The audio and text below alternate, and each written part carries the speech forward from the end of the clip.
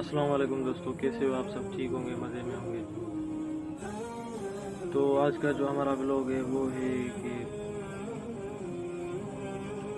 माँ बाप की एक गलती की वजह से जो है उनके बच्चों की ज़िंदगियाँ जो है वो ख़राब हो जाती हैं।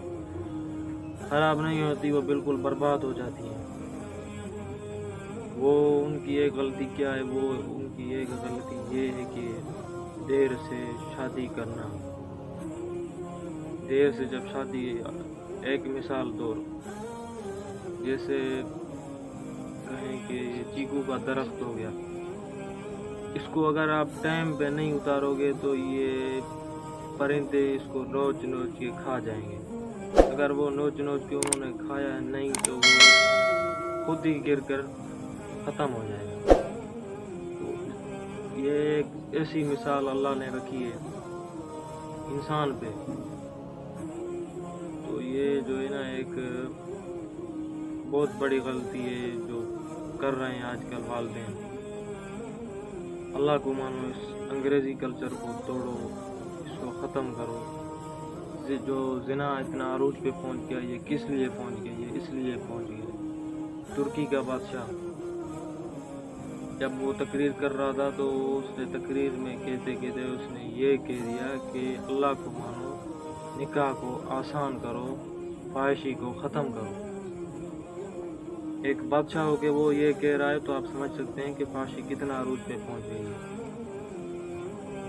तो मैं कोई बड़ा आलिम नहीं हूँ, लेकिन जो हालात हैं और जो दुनिया के रीति रिवाज चल रहे हैं, तो इसको तोड़ने के लिए, क्योंकि नबी पाक सल्लल्लाहु अलैहि वसल्लम का फरमान है कि अगर तुझे इतनी सी बात अगर तुझे पता है दीन की, तो उसको आगे शेयर करो, उसको आगे फैलाओ, क्योंकि तुम्हारे उस फैलाने की वजह से हो सकता है कि किसी का भला हो जाए।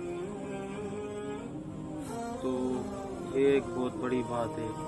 आप उठें, इस पे हिम्मत करें और इस अंग्रेज़ी कल्चर को तोड़ें।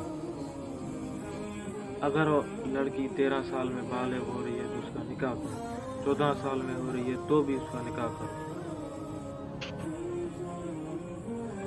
तो ये जो ईसाई कहते हैं कि तुम्हारे नबी, अल्लाह माफ़ करे, नबी जो थे वो अयाश परस्त थे। तो इस पे आप समझ सकते हैं कि अगर अयाश बंदा ऐसे काम तो नहीं कर सकता। जब उन्होंने पहला जो निकाह किया है, वो उन्होंने निकाह किया है 40 साल की उम्र की बीवी थी, उनसे निकाह किया। तो अयाश परस्त जो इंसान होता है वो ऐसे तो नहीं करता। उन्होंने पहले जो निकाह किया तो वो 40 साल की जो उम्र में बीवी थी, उनसे निकाह किया। नाम लेना मैं ज़रूरी नहीं समझता, क्योंकि नाम, अगर हम किसी कचहरी में बैठे हों तो अपने घर की औरतों के नाम लेना हमें अच्छे नहीं लगते। तो ये तो पाक हैं, इनों का तो आला शान है। तो ये मैं ज़रूरी नहीं समझता, आप समझ सकते हैं।